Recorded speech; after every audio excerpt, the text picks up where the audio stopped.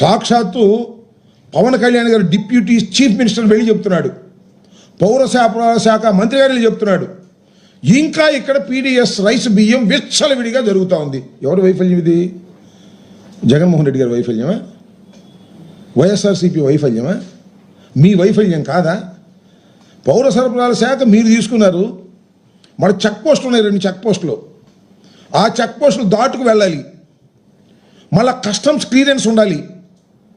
అయినా కూడా PDS rice భారీ ఎత్తున ఎగుమతి జరుగుతూ ఉంది ఇతర దేశాలకి అనేటువంటి మాట మీరు మాట్లాడుతున్నారంటే are you not feeling shy?